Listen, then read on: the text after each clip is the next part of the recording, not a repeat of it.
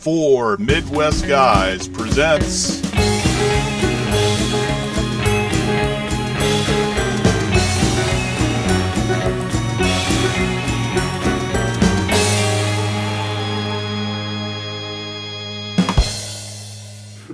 And welcome again to Four Midwest Guys presents The Race is On, our podcast about predicting the Academy Award nominations this year. This year being 2019. Well, this year being 2020 for movies from 2019. They always like to mess me up like that. I still have issues with it. You're the 2019 Oscars. I don't care when you wear. Alright, so this is it. This is the Big Five categories. Why do we call it the Big Five? Why do they call it the Big Five? Yeah. Because only 3 movies in the Academy's history have ever won the top 5 awards, which are Best Picture, Best Director, Best Actor, Best Actress, and Best Screenplay. Okay, so because it's the top 5 or the Big Five, whatever you want to call it, we are going to give Jay-Z an extra 30 seconds. So that means 2.5 minutes to tell us why the nominations he picked and why he thinks they're good choices. And okay? You have all the time in the world to tell me in the comments underneath how I'm a fool. Why and he's wrong. So with that out of the way, should I mention what those 3 movies were that won the Big Five? Sure, yeah. All right, so a little bit of trivia there. And then we'll get started. Those 3 I'm trying to rein him in. I'm trying, people. We're trying. Those 3 movies were It Happened One Night in 1935, One Flew Over the Cuckoo's Nest in 1975, and The Silence of the Lambs in 1991. Oh, interesting. Yeah. All right, that out of the way. Let's get started, everyone. Let's start with Best Actress. Here we go. Start the clock. Our surefire nominees this year, people you can expect to get nominated, are going to be Renee Zellweger for Judy and Scarlett Johansson for Marriage Story. Mm-hmm. Scarlett Johansson has got 2 major shots this year, both with Marriage Story in the lead actress category and in the supporting actress category for Jojo Rabbit. Yeah. So I think a lot of her support is going to be pushed onto this one here. And But her bra. Okay. wow! Gotta give you your own. Go there. I gotta give you your own special, my dear. So that out of the way, those are our 2 surefire locks. Very strong contenders for the other 3 slots are going to be Charlize Theron for playing Megyn Kelly in Bombshell, Saoirse Ronan in Little Women. Mm-hmm. I'm calling it. I think there's going to be a late surge for Little Women to get some nominations here. We're gonna see it here. Oh yeah. And so that leaves us with our 5th slot, which we've got 3 really good shots here. Mm-hmm. It's either going to be Cynthia Erivo for Harriet, for playing Harriet Tubman, Awkwafina for playing in The Farewell. Mm-hmm. She got a Golden Globe this year. She did. And Lupita Nyong'o for Us, the movie that this one here refused to see. I convinced her to watch Get Out, but I couldn't convince her to watch Us. No. This one is more of a straight-up horror film. No. Yeah. But that said, I think it's going to be Cynthia Erivo for Harriet. Awkwafina's got a strong chance. Lupita Nyong'o's are a lovable outside chance in this. She's getting some rave reviews for her performance, but the movie is not getting the support it needs right now the way Get Out did in 2017. So I think we're going to see a little love for Cynthia Erivo this year. All right. Time. Did I actually get... You still had 30 seconds I still have 30 seconds. I can do this, everyone. Moving straight on. Let's get to Best Director. Should we Should we deal with our cat? Yes. Our cat. You know what? You're going to be part of the show. You want attention? Guess what you're going to get? Come here, Tumbler. Come here, kitty. Our cat was on the island, trying to knock stuff down. So here he is. He's going to be part of the show. He's our house sigil anyway. He's our house sigil. Yes, here he is. And if you want to have extra ratings on the internet, what do we need? Pets. Cats. All right, I can just see the viewership going up right now. All right. Next topic. All right, Best Director. Moving on. All right, you ready? 2.5. Let's do this. Surefire nominees are going to be Sam Mendes for 1917. He snuck the Golden Globe away from the other 2 top contenders this year. And I think the other one is also going to be Quentin Tarantino for Once Upon a Time in Hollywood, whose film actually did pick up the best musical or comedy this year. So those are our two surefire locks. I also think Martin Scorsese is a very likely contender for getting nominated for The Irishman. He's had a lot of buzz for basically just been in the news for like the last 6 months as a director and all his take on films and all that. Regardless of what you all think, he's still a living legend. And this is a movie that encapsulates his whole career, essentially. Like, you talk about how everyone was saying Endgame is like, oh, it's the culmination of 11 years of movies and 23 films. I'm like, so what is this? The Irishman is a culmination of over 40 years of Martin Scorsese's career. Wow. Starting from Mean Streets, which is about the young gangsters in the early 1970s when it came out, I think 73. So if we think of it in 4 stages, this is part 4. You have your young gangsters in Mean Streets. You have your basically young adults in Goodfellas. You have your middle-aged gangsters in Casino.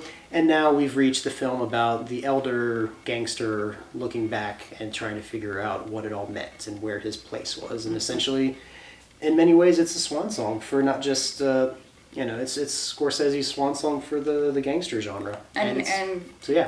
Kudos to him, because a lot of the actors that played in every single one of those films pretty much came back. Some out of retirement. Yeah. All right. So, moving on.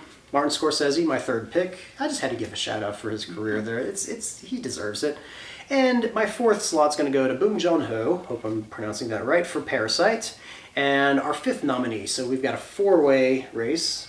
So who's your 5th? Here we go. So it's either going to be Greta Gerwig for Little Women, Noah Baumbach for Marriage Story, Taika Waititi for Jojo Rabbit, or Todd Phillips for Joker. We got 20 seconds to tell me who you think is going to make it.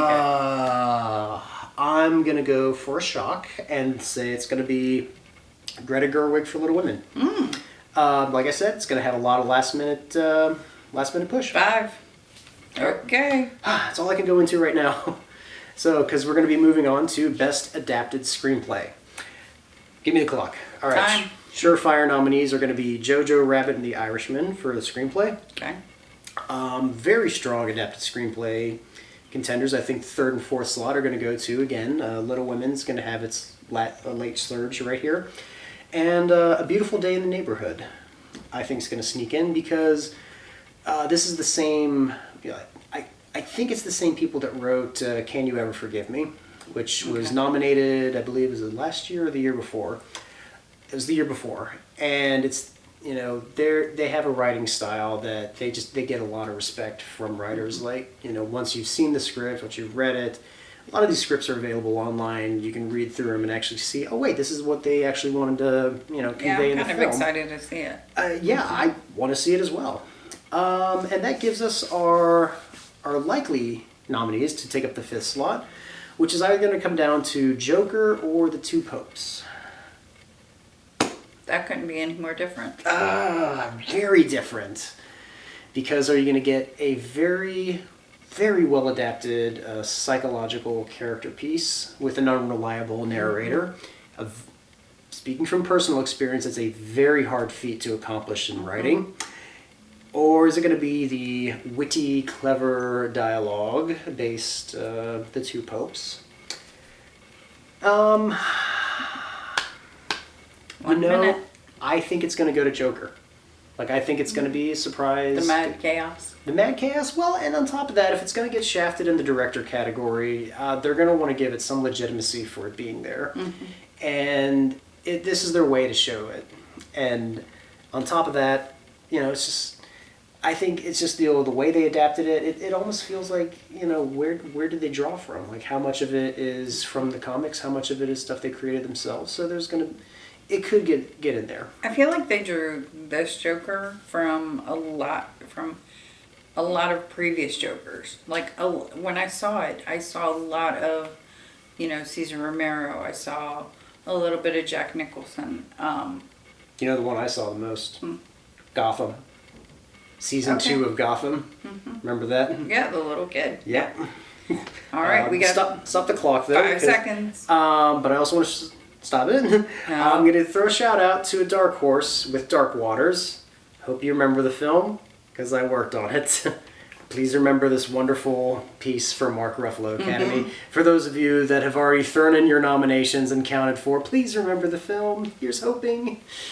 I just had to do it. All right, so moving on to the other screenplay category, where you adapt something, and now we go original. So coming out of nowhere, our surefire nominees are going to be Quentin Tarantino again. He's always a surefire lock here for Once Upon a Time in Hollywood. Yeah, because he can.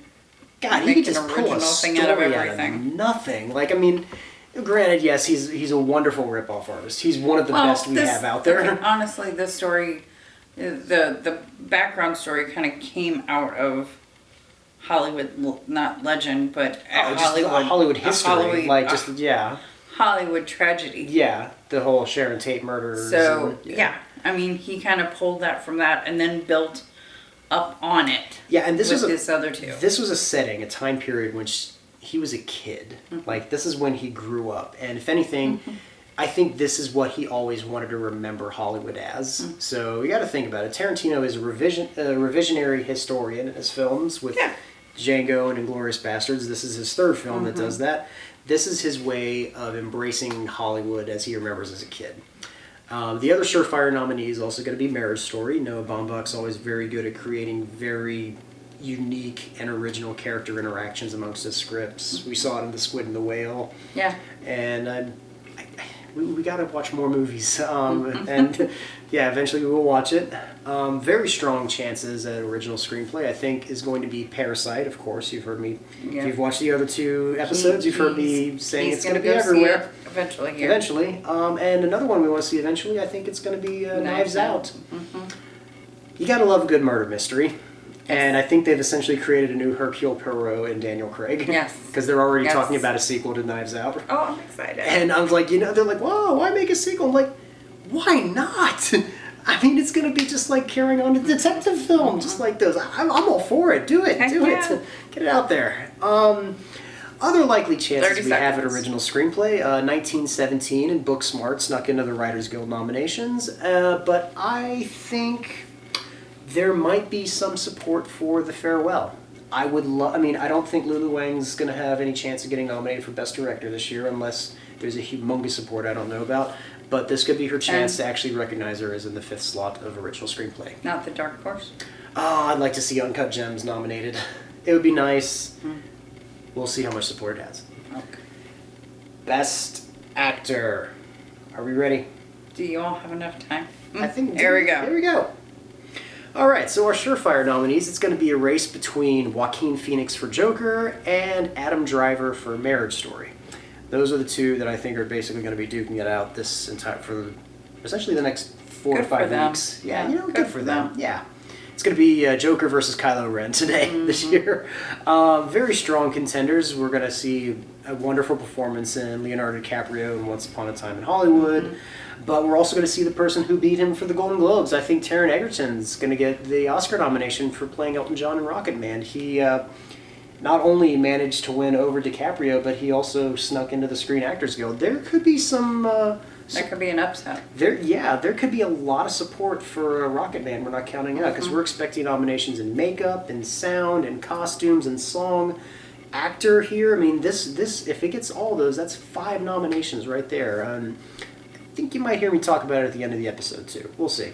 But that leaves us with a 5th slot here, and it could not be any more crowded. Like we've talked about other categories. We're like 5th, it's probably gonna go to this. This is the one time I think we actually have a 4, possibly 5-way race for the 5th nomination. A lot of praise being given to Antonio Banderas for Pain and Glory right now because Antonio and Pedro Almodovar have been like simpatico in their careers, and every time Almodovar has worked with Banderas, the two of them have always brought the best out of each other. And with this being one of Almodovar, I believe it's his final film. I was going to say, it must be his final film. It might be, but I think they've also created, like, everyone's been talking about how great Banderas was in this film. There's also Christian Bale in Ford v Ferrari. He always manages to turn in a wonderful performance, and she's going to be very happy to see him nominated again if he does. Hopefully it won't be like when I took her to see, was it American Hustle? No. She's like, I couldn't do anything with any of this. Another 25 another possibility, maybe Robert De Niro could get some love for The Irishman, or Eddie Murphy could get in for Dolomite Is My Name, being another resurgence. But I actually think, how cool would it be if we saw both Eddie Murphy and another dark horse in Adam Sandler in Uncut Gems? If we have a Saturday Night Live alum there, Eddie Murphy and Adam Sandler up for Best Actor together. That'd be very interesting, cool. yeah. But I'm going to say the fifth one's going to be Antonio. Made it just. Just made it. All right. Just under. And it's great, too, because that alarm brings us right to the big one. The final in Best Picture. Are you going to really give me the timer on this one? She is. God bless her. Hey, we've done it this long. You know what? She's honestly doing it for all of you. We're going to keep sparing going. you. Last one, guys. All right, Best Ready? Picture. Let's do it. Surefire nominees are going to be Once Upon a Time in Hollywood in 1917. Those are your two films right there that they're going to basically duke it out this year. It's the strongest contenders. The other very strong nominations we have, I'm pretty sure you might have heard me talk about this film called Parasite throughout the show. Maybe just a little. Possibly, once or twice. Another one you might have heard here and there. Excuse me. Another one here and there has also been The Irishman. Marriage Story, Jojo Rabbit, and Joker. So those are incredibly strong. I've mentioned them probably throughout this entire show. I mean, usually if you're guaranteed a lot of nominations, you sneak in somehow. And let's see, what does that give us here? We've got 1, 2, 3, 4, 5, 6, 7 there. The Academy Don't does. feel out. They do a weird thing. They now. had They think, 5 and now they've stretched it to 10. well, they did 5. They stretched to 10, and then they did this really weird thing in 2011 where they said, "Oh, we're going to make it interesting. It could be anywhere between 5 and it could be 10. It could be anywhere in there." And I'm like, really? Who does that make it interesting for, Academy? Who does it make it interesting for? Just yourselves. Not me. Not her. Not me. Not the rest of the crowd. Not you. No one. If you're watching Academy, that doesn't help anybody. Just give us a solid number. Everything else has 5 or 10.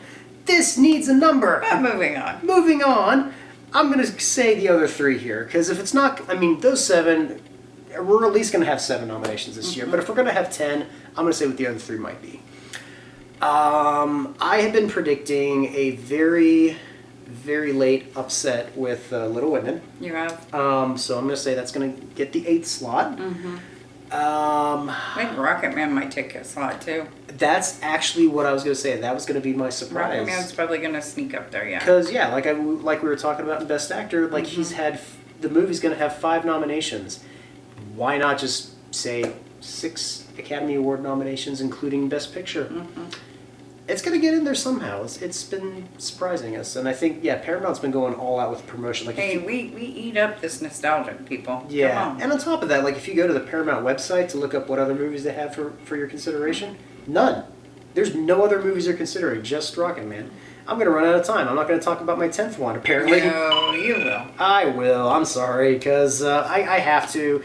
The other ones that are going to have the shot, if they're going to sneak in, it's either going to be Ford v. Ferrari, The Two Popes, Uncut Gems, The Farewell, or Knives Out. It's anybody's guess. It really is anybody's guess. It could be Ford v. Ferrari. It could be The Farewell.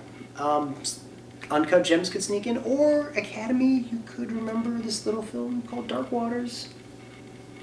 Just saying. It's got everything you want. It's got a message.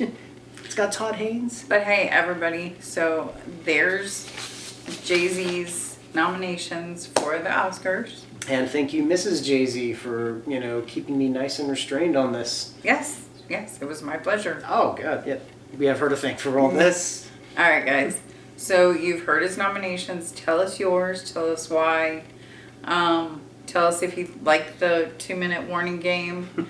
I think it was rather helpful because if you all knew my husband the way I do, he would ramble on and on and on and we'd still be on the first, We might still be on episode. production design. Yeah, we might still. Yeah, I could be here talking for hours. I could be talking about why I don't think animated sets should be that's But strongly that's considered. not one of the topics. No, it's not one of so. the topics here. No, because Anyway. you see, this is why she has to rein me So, in. hey guys, so tell us your comments. Tell us your. Do you think anything else is going to sneak in? Do you like the format?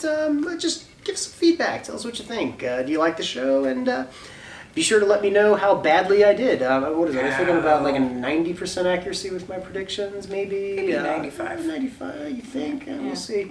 And I should also mention, we didn't cover international film, the documentaries, or the short films, because I have no clue. This is I really why, don't. This is why I put them on a timer. Okay. And also, talk about movies you can't see. All right, guys, check us out on For Midwest Guys. Where can they find us? I think it's a graphic. They can find us on Facebook. You can find us on iTunes. You can find us on Twitter, Instagram, all the major social media networks, Podbean. Look us up. We've got some other interesting shows on there. If you happen to be Star Wars fans, you have a plethora of Star Wars shows on the show. Plethora. You pulled up plethora. A plethora of Star Wars shows on this channel for you. If you know what movie that's from, yeah. Would you say we have a plethora of Star Wars shows? All right, guys. We'll see you later, okay? Thank you for joining us, and we'll catch you again once they announce the nominations. Good night. Good night.